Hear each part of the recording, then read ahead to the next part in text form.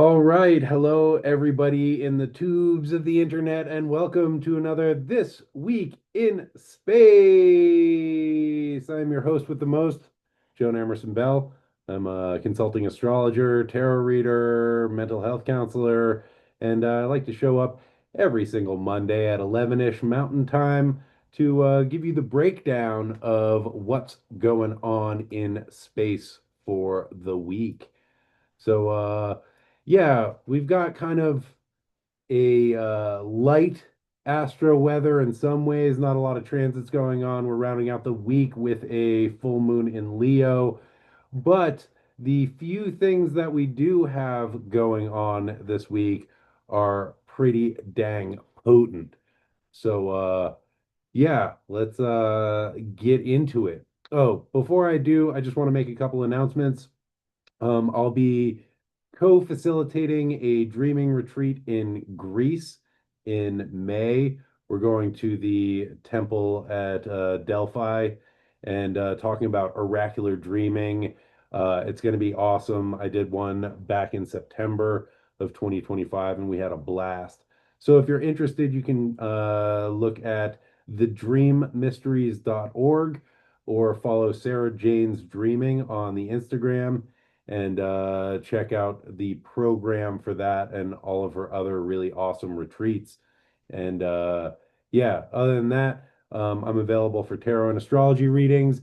If the astro weather and the political climate got you a little spun out, hit me up and I can help talk you through it.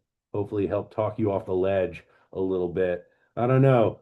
Things are wacky out there, but doing the best that we can with what we got and trying to support each other however we can. Excuse me.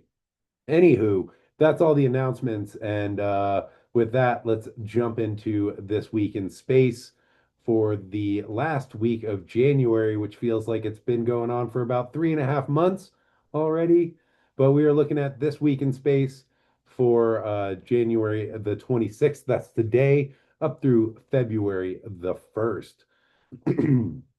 All right. Starting off today, Monday, January the 26th. And this is a big one, my friends. We have Neptune entering Aries. And Neptune, one of the outer planets, one of the transpersonal planets, spends a long time in a sign. Neptune will be in Aries from now until 2038, 2039. Yeah, buckle up, get ready for this. And just a little recap, Neptune was in Aries from March 30th till October the 22nd of 2025. So we got a little preview of what the planet of illusion, dreams, fantasy, spirituality might feel like in the cardinal fire sign of Aries. I'm gonna go through a little history, not all of the history of Neptune and Aries, but I pulled out a couple things that I found kind of interesting. So the last time Neptune was in Aries was 1861 to 1875, and Neptune's first ingress into Aries during that time was on April 13th, 1867. Y'all know what happened the day before? That's right. The U.S. Civil War started the day before on April the 12th of 1861. And yeah, it's like doesn't feel like great news right about now. And I don't know. I've been kind of obsessively glued to the news over the past couple weeks. And one of the things that I came across was an article published by The Guardian on January 21st of this year. Yeah, they published this opinion piece by Claire Finkelstein titled, "We ran high-level U.S. Civil War simulations. Minnesota is exactly how they start," which is kind of eerie. And so Claire Finkelstein directs the Center for Ethics and the Rule of Law, CERL, at the University of Pennsylvania. And in October of 2024, researchers at CERL conducted an experiment in which a president ordered a widely condemned federal law enforcement operation in a major American city. And in the case of the experiment, it was Philadelphia. And the scenario that they came up with um, as the sort of catalyst for a civil war played out in an eerily similar way to the events that are currently unfolding in Minneapolis. And in her op-ed, Finkelstein writes, while our hypothetical scenario picked a different city and a slightly different sequence of events, the conclusions we reached about the possibility of green on green violence are directly applicable to the current situation. However, according to an article published on January 22nd in Futurism on the same topic, uh, though the early stages of the Philadelphia simulation closely match the brutal events citizens in Minneapolis have experienced at the hands of U.S. immigration and customs enforcement agents, the model diverges from reality in one key way. Municipal and state officials don't seem interested in attacking ICE agents anytime soon. And this article came out 2 days before the murder of Alex Peretti by ICE agents, which has drastically escalated the situation in Minnesota.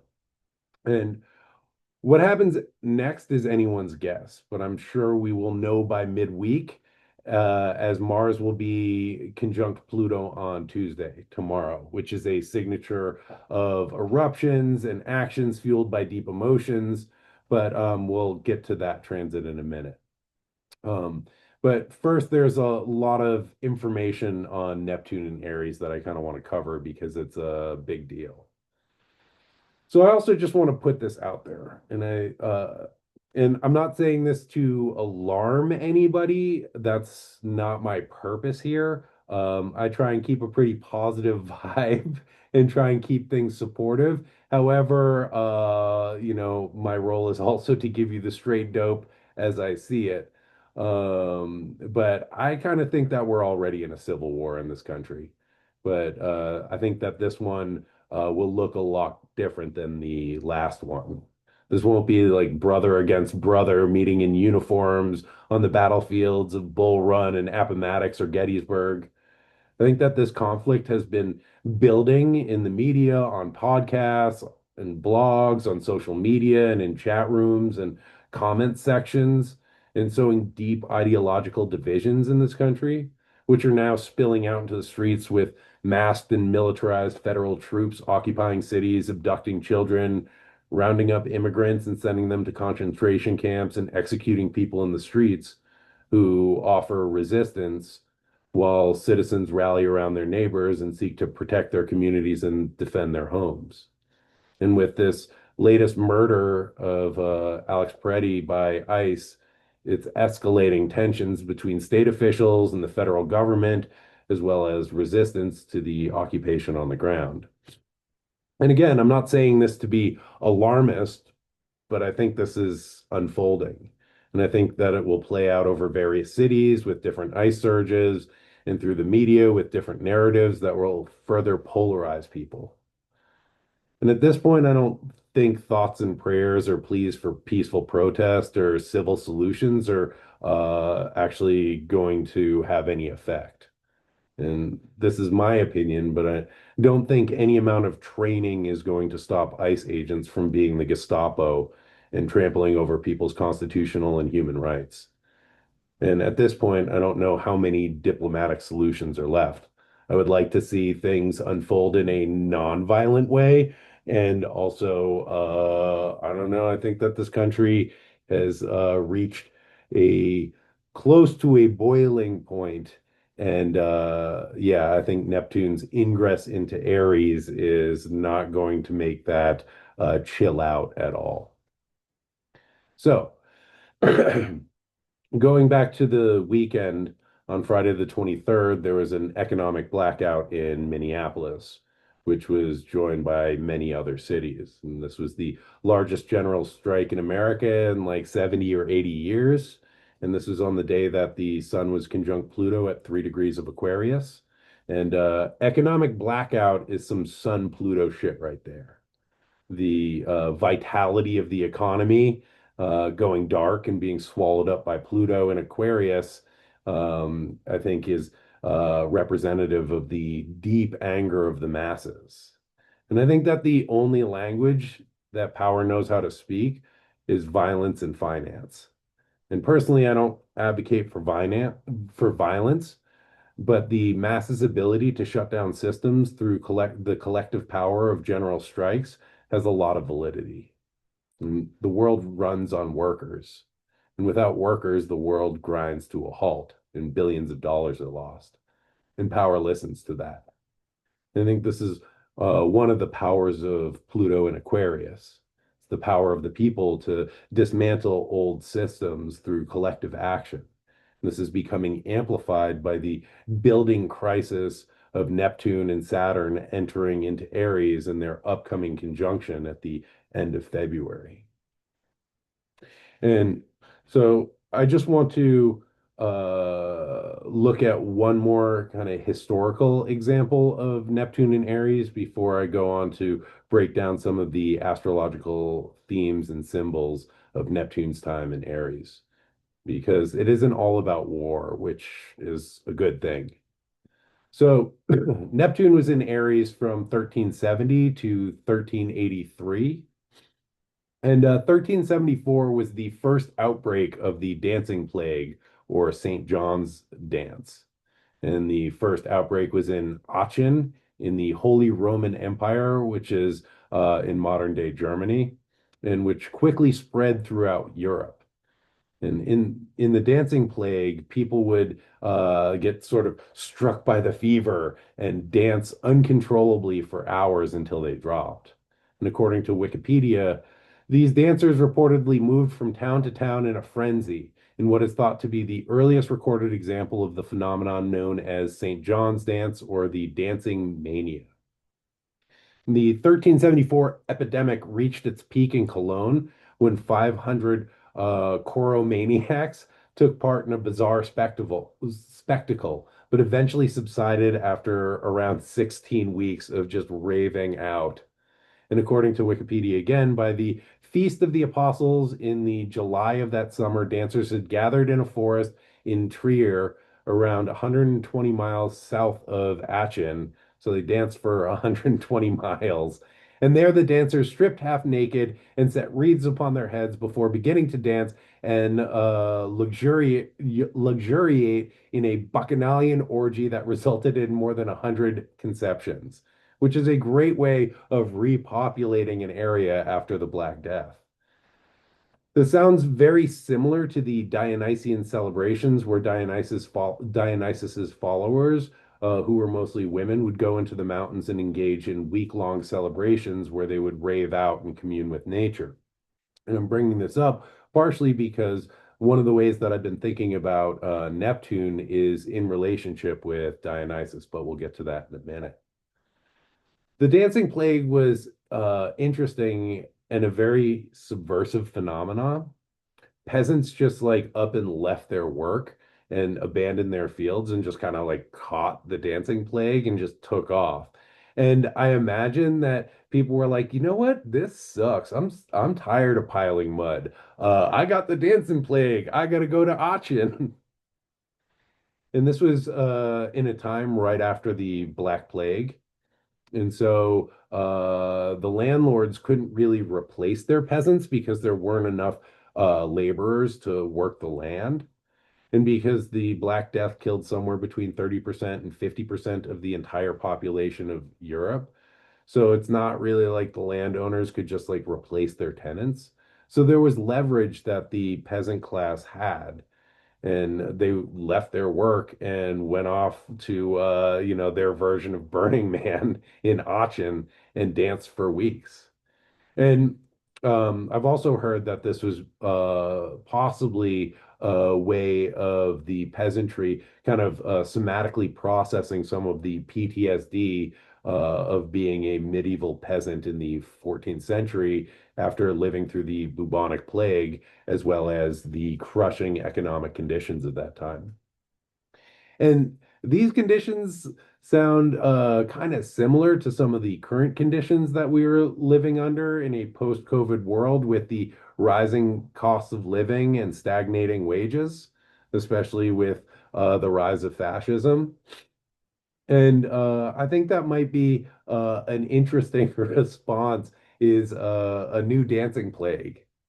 Anyway, also during Neptune's time in Aries, in 1831, towards the end of Neptune's time in Aries, there was a peasant revolt in England, which was the largest popular uprising in English history.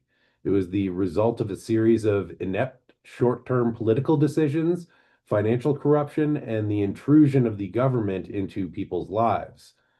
This is also sounding pretty familiar. Also, fun fact about that time, Neptune and Saturn were conjunct in Aries the year prior to the Peasant Revolt. Their conjunction occurred on March the 21st of 1380 at 21 degrees of Aries. So there's that. All right. I just want to return to the dancing plague for a moment. These ecstatic dances that took hold of the peasantry in Germany in the 1370s are very Dionysian. And I think there's a really strong connection between Neptune and Dionysus. Dionysus is the god of ecstasy and ecstatic, transcendent peak experience, which really tracks with the Neptunian archetype.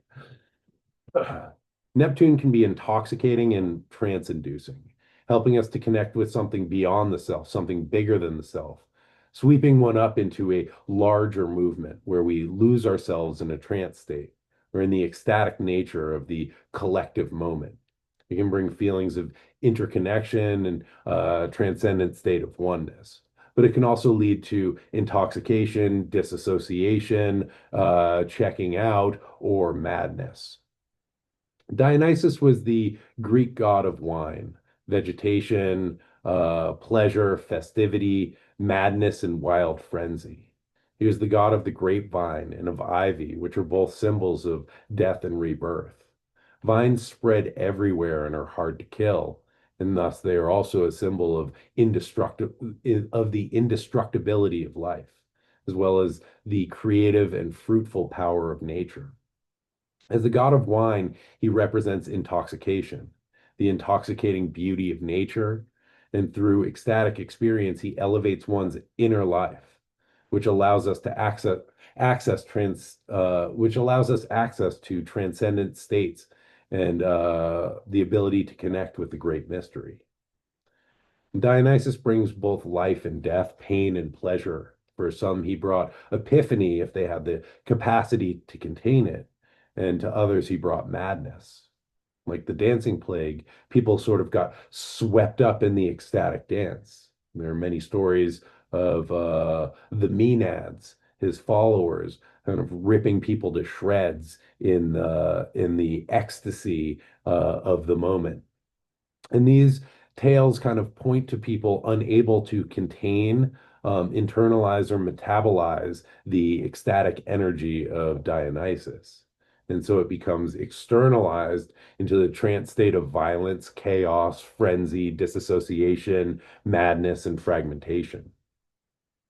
Dionysus was also a war god who traveled extensively, spreading the art of winemaking, nature worship, and building these ecstatic cults. And when he encountered resistance, he drove his adversaries mad and continued on. And in Euripides' play, The Bacchae, he is confronted by Pentheus, the king of thieves, who doesn't really like the Dionysian cults and imprisons Dionysus upon his arrival. And Dionysus cons him into going to check out the ritual for himself. He's like, yo, dude, you gotta see this. It's like all these beautiful women like dancing around, drinking wine. And Pentheus gets like sort of enticed to go check it out. But So, Dionysus is like, you got to see for yourself and make like an informed decision. But you can't go dress like that because it's only women who do it. So you got to go dress like a woman. So he gets Pentheus to dress in drag to go check it out. And Pentheus is curious. And when he gets there, he joins the dance and is dismembered by his mother and his daughter, or his mother and his sister. And then Dionysus just turns the bars of his cell into vines and just calmly walks on out. And I think the story says a lot about Neptune entering Aries and the upcoming Saturn Neptune conjunction, which will happen on February the 20th. Neptune in Aries can bring the kind of Dionysian frenzy, sweeping us up in the moment where we kind of lose ourselves.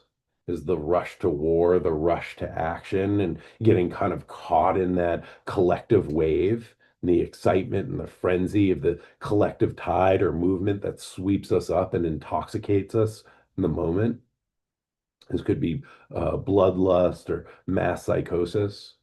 And there is a danger of madness with Neptune and with Dionysus, of getting lost in the illusion and swept away in the moment, and the kind of fragmentation and the dismemberment if we can't handle the energy that is moving through the system. And the Bacchae, Pentheus represents the existing order that is trying to maintain the status quo and control in the face of the exotic and ecstatic invading force. But the king is kind of conned into joining the madness and then is ripped apart by his own family, who have become Dionysian followers, who know no limits and have lost their connection to logic. And when logic is lost, the prevailing order becomes torn apart. Dionysus needs balance. It requires structure to be able to contain it and to utilize its gifts. If not, the vines sort of take over everything and choke the life out of the ecosystem. On the flip side, and I believe Sophie Strand writes about this in The Flowering Wand, the vines of Dionysus can crush existing structure. It can choke out a house and swallow it up and take it down. And maybe this is one of the ways that the Saturn Neptune conjunction will play out. The vines of Dionysus, the vines of the Dionysian collective, sort of swallowing the existing structure and dismantling or dismembering it. And for each of us, though, we want to be able to kind of hold and channel the ecstatic energy that Neptune and Aries or Dionysus brings, so we don't get swept up into a frenzy or lost in madness or mass psychosis. We want to be able to use this powerful energy wisely so it doesn't end up tearing us apart. We don't do things that we will later regret because we got swept up in the energy of the moment. And so I just wanted to talk about Dionysus for a minute because I'm kind of on a kick. But let's talk more specifically about Neptune entering Aries. So Aries is a cardinal fire sign. It is activating and igniting and initiating. Aries ignites the fire. It is also the first sign of the zodiac. It arrives on the scene to kind of fight and create space for itself, struggling to find belonging. And one of the questions that we're going to be faced with is, what is the dream or the vision that is worth fighting for? And also, how do we refine and purify this vision? Themes that may come up with Aries and Neptune and Aries, or crusades for truth, or conflicts based on belief system. Wars may be fought based on lies and deceptions because Neptune is illusory and it's kind of delusional at times. And I think that we see this playing out in some ways in the narrative in Minneapolis after the murder of Alex Peretti, and the sort of narrative that is being given by the federal government, which is like, oh yeah, this like totally didn't happen. This happened the way that we said. And the sort of illusion that is created through the mass media and the way that that can ignite people's spirits and also drive them into a kind of psychosis. So Neptune is also the longing to dissolve. And it's looking to kind of dissolve the sense of individuality that keeps us separated, that longs to reconnect with unity, that kind of underscores all of life. However, Aries is about individuality, moving out of the interconnected waters of Pisces. Aries seeks to initiate its identity and to prove its uniqueness and its ability to belong. Aries is about the individual will, which is at odds with the Neptunian longing to dissolve the divisions and return to the sort of collective soup of the collective consciousness. And so also Neptune and Aries can kind of show up as the unwavering belief in the vision. And this can become kind of myopic and monomaniacal. And one of the ways that I've been thinking about Neptune's time in Aries is through the archetype of Captain Ahab from Herman Melville's Moby Dick, the captain who will sacrifice anything to defeat his nemesis, the white whale. And he's willing to, throw his crew overboard and destroy everything for him to fulfill his vision. And I think that that sort of monomaniacal focus is very similar to the way that Trump is acting. And, Captain Ahab is willing to, sacrifice absolutely everything. And his will is so strong that he refuses to listen to reason or be swayed from his mission. And it also makes me think about the Cyclops from the Odyssey, Polyphemus, who is Poseidon or Neptune's son. Polyphemus, the Cyclops, has only one eye and, can only see through that one oculus. And he in the Odyssey, he devours Odysseus's men. And in this story, there is this being swallowed by something bigger than oneself, something with a very narrow focus. And I think this is a way that Neptune and Aries can function. And in James Joyce's Ulysses, which is a retelling of Homer's Odyssey, the character of Polyphemus is played by the Citizen, who is a ultra-right Irish nationalist with an eye patch and has very narrow views on who is truly Irish. And the myopic nature of the Cyclops is really played out in that telling through like racism and the devouring or being consumed by nationalism, or this very myopic view of who belongs and who is rightfully who rightfully belongs in the country and who is rightfully Irish. And again, I think we're already seeing sort of shades of this playing out. And yeah, so those are a couple of my thoughts about Neptune entering Aries. It just entered in at like 10:30 Mountain Time this morning, and it's going to be there for 14 years. So we're sort of in it for the long haul. And I said a bunch of things, and also this will unfold over the next, decade and a half. And so we get to take it slow and see how things play out. Which brings us to Tuesday, January the 27th.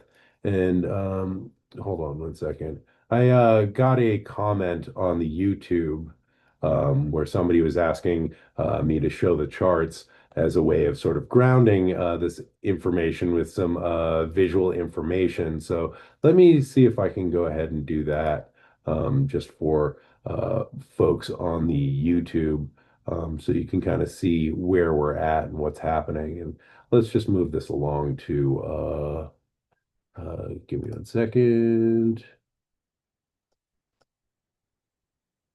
And yep.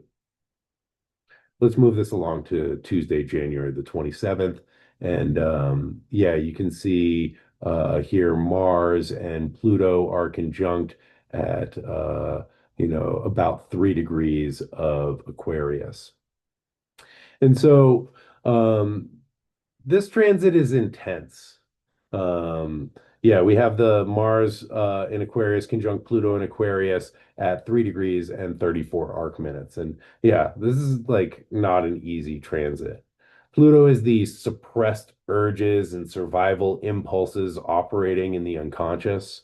Is a place of the shadow, which is all the parts of the personality that get repressed for the sake of the ego ideal. It is all of these desires and urges and irrational fears and uncontrollable rages that don't fit in with our daylight consciousness and that threaten our self-image and our ability to fit into the larger group or the collective. And so all of these urges become disowned and relegated to the underworld of the unconscious. And Robert Bly talks about this in his essay, The Long Bag We Drag Behind Us. And in that he writes, behind us, we have an invisible bag, and the part of us our parents don't like, to keep our parents' love, put in the bag. By the time we go to school, our bag is quite large. Then our teachers have their say. Good children don't get angry over such little things, so we take our anger and put it in the bag. By the time my brother and I were 12 in Madison, Minnesota, we were known as the Nice Bly Boys. Our bags were already a mile long. Then we do a lot of bag stuffing in high school. This time, it's no longer the evil grown-ups that pressure us, but people our own age. So the students' paranoia about grown-ups can be misplaced. I lied all through high school automatically to try to be more like the basketball players. Any part of myself that was a little slow went into the bag. So these shadow Plutonian parts of ourselves that we stuff into the bag, continue to carry along and drag behind us. And they also need an outlet and they become projected onto the outside world and onto the other. The outside world becomes the screen onto which all this disowned material becomes projected. Everything that we have cut off and shoved into the bag, everything that we can't accept or that we downright hate about ourselves is projected outwards. And then we see these projections, our self-hatred, our disowned parts, and we see it projected onto the other, and the urge arises to eliminate it. We say if we can destroy the projection screen, then the evil image that is projected on it will be destroyed as well. But it doesn't work that way because it all lives in that long bag that each of us are dragging behind us. And sometimes that bag gets too full and it starts to rumble and shake. Things get pressurized and they need a release. So enter Mars, god of war, planet of heat, conflict, and action. Mars wants to get things done. Mars wants to go.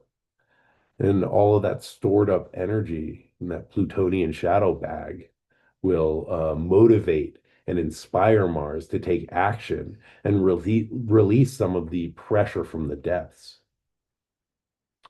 Uh, Pluto is like a subterranean lava flow, immense pressure and heat that has been building up over years.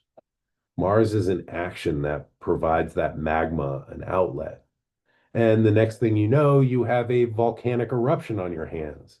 Pressure is released, but all the nearby towns have to evacuate. Buildings are covered in ash, villages are decimated, and landscapes are changed. And unfortunately, this is one of those weeks where it seems like the subterranean pressure of grief and rage and oppression and power imbalance are boiling up under our feet, just looking for an excuse to come to the surface in a mighty eruption to let off the heat and steam of these charged emotions and to potentially reshape the landscape. Pluto is an underworld god. He holds all of these shadows and shades in his realm. He pulls things down into the depths. He composts what is no longer functional, so in time it can become the fertile soil where new life can take root. But as a friend of mine recently said, buried emotions never die. And they live like zombies lurking in the corners of our lives, just out of view, but constantly haunting us and trying to eat our brains.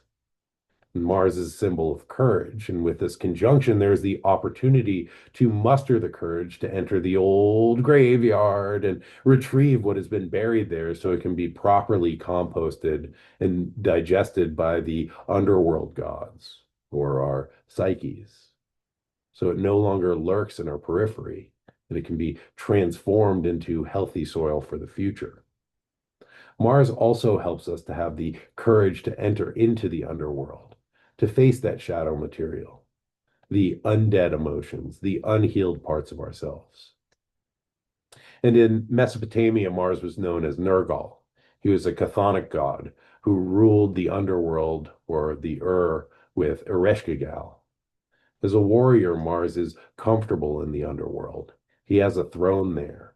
And this can be positive in the sense that he can allow us access into our personal underworld and help us to have the courage to face what lives there. Or it can have the potential, or it can have potentially harmful outcomes if these underworld gods force their way to the surface and create eruptions and wreak havoc. And from a Jungian sense, the ideal is to face one's shadow and to learn to integrate that material, reclaim our projections, and thus diminish the collective shadow that the world drags behind it in its massively long bag. This lightens the load that we all are asked to bear. And while this is important work, it is also a tall order in these times with so much frustration and rage, with the Gestapo running wild in the streets, kidnapping children, and demanding to see people's papers and executing civilians. A question that I once heard posed was, is it better to meditate in the desert or to protest in the streets? And the answer that came back was both. And maybe that is the wisdom of this transit, having the courage to face our fears and own our shadow, and to show up where we can and how we are called to take right action to combat the shadow as it is manifested in the physical world in the form of tyrannical governments and occupying forces. Which moves us along to Thursday, January the 29th. So and here we have Venus conjunct Mercury, and this is occurring at 14 degrees and 57 arc minutes. And so Mercury's conjunction with Venus is all about thinking creatively. In Aquarius, it's about observing the existing situation and coming up with radical, new, and creative ways of dealing with things. Aquarius is the sign of the collective, and Venus is about building and maintaining relationships. With this conjunction, we can use Mercury's skill of communication to help us to come into connection and develop mutually beneficial relationships with people in the community and in the collective. Venus meeting Mercury helps to shift our thoughts and the language that we use to things of beauty. And this is not to bypass the difficulty that we are currently experiencing, but to shift the ways we are experiencing it. And beauty has a very alchemical quality, and language has a lot of power. How we narrate the story has a lot to do with how it plays out. And Venus in Aquarius helps us to use our creativity to radically shift the way we tell our tale. And I think that this can be really valuable during challenging times. Uh, and I think that there is a very creative power of language to shape our reality. Odin, who is connected with Mercury in the Norse tradition, hung himself on the world tree for 9 nights and 9 days to get the runes, which is the Norse language. And the runes gave him the ability to spell, to make words. but also to cast spells, to create his reality through language, to give form to ideas that could then take root in consciousness. To give a thing a name makes it real, and to change its name shifts the contours of our reality. Language is creative, and it creates our reality and shapes the ways that we experience the world. One of my favorite spells is abracadabra, which means, among other things, I speak it into being or I create as I speak. And so, with this conjunction occurring in Aquarius, there is the invitation to create something radically new through the creative ways that we employ the power of language, which shifts our thought processes and changes the ways that we can perceive the world, which in turn begins to shift the ways that we experience reality. Change happens first in small, unnoticeable ways, begins with ideas and subtle alterations to routines and habits. It begins with a shift in what we believe is possible and what we imagine can unfold. Change begins by speaking that change into being, which carves a path that we can follow through the world. It begins as a thought, then it becomes a word, and as it is spoken into the world, it can lead to action. With this conjunction, we get creative about the ways that we perceive events and our relationship with them. We can consider radical new possibilities, and we can use our creative power of speech to bring something new into being. Which brings us to Sunday, February the 1st. We have the full moon in Leo, which is occurring at 13 degrees and 3 arc minutes. This will be occurring at 2:09 in the PM Pacific time, making that 5:09 in the PM Eastern time. And let me just do this. And so over here, my friends on YouTube, we have the full moon chart that you can check out. And so this lunation is occurring in the Aquarius Leo axis, which has been really highlighted as the stellium of personal planets all entered into Aquarius and then passed through a conjunction with Pluto over the past week. And damn, that felt like a lot. Aquarius is the sign of the collective and the hive mind, and Leo is the individual and the unique creative abilities of the individual, which set them apart from the collective. And a really good example of the Leo Aquarius axis is the show Pluribus, which is about an alien hive mind, which is like very Aquarian, and a one woman who is not like part of the hive mind, who really is seeking to maintain her individuality and not be assimilated into the group. And this is, that is a great show for the Leo Aquarius axis. And I think this is the core tension of Leo and Aquarius. How do I maintain and express my unique sense of self while remaining part of the larger group? And this is the balance between the personal and the impersonal. The moon in Leo represents an emotional need to creatively express our individuality, while the sun in Aquarius is maintaining its objectivity and its connection with the larger collective.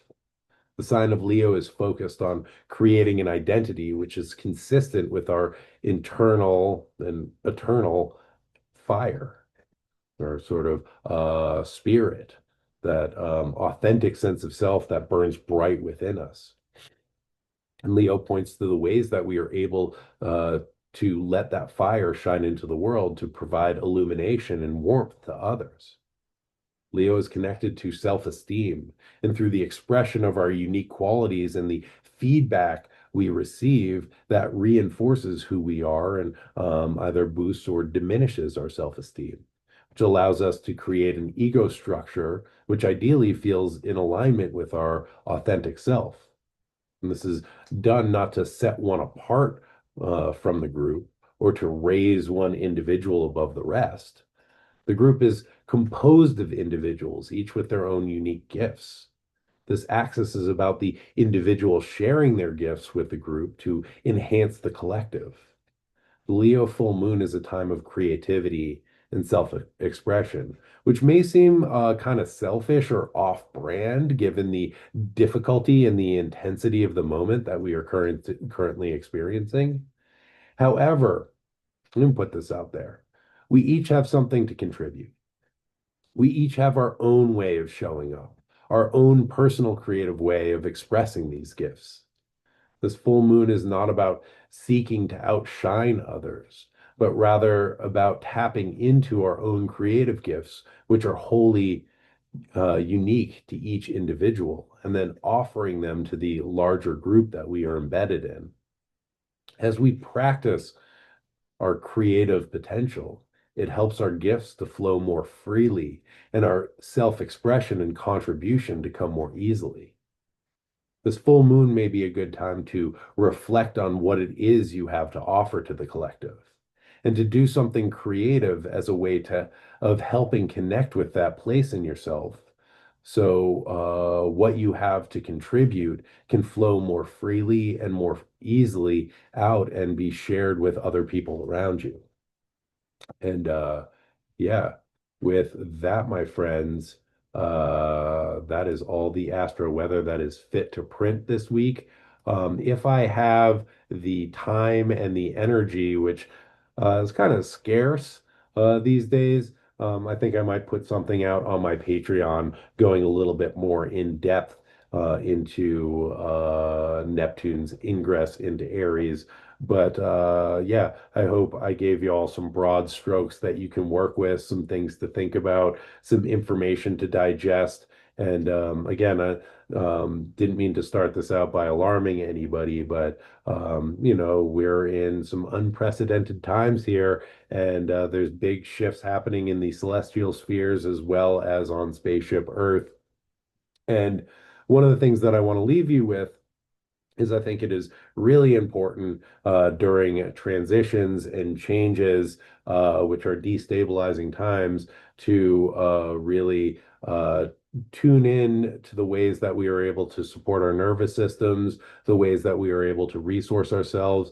And through doing that, we are better positioned to help resource other people who may be having some difficult experiences. And I think this is a gift that we all get to share with each other because, this is part of the Aquarian archetype is we all share a nervous system. We are all kind of embedded in a collective nervous system. And the more that we can regulate ourselves, the better we are equipped to help regulate others and to kind of ease the dysregulation that is coursing through the system. And as Neptune enters into Aries again, there's this like, Neptune can be a tidal wave that can sweep people away. And if we can stay grounded, if we can stay present, if we can stay connected, then we help other people to stay grounded, present, and connected as well. And I think that that is incredibly important in these times. And so, yeah, thank you all for tuning in, and thank you for your attention because attention is a really powerful human quality, and it is to be used wisely. And so, yeah, thank you for sharing that with me for this little bit of time. And I hope you all stay well out there, stay safe out there. And yeah, I'll see you all next week. Same wizard time, same wizard channel. And yeah, I'm gonna stick on the Instagram for a minute and check out the comments. But until next time, my friends, be good to yourselves, be good to each other, and as always, may the force be with you. All right, bye now.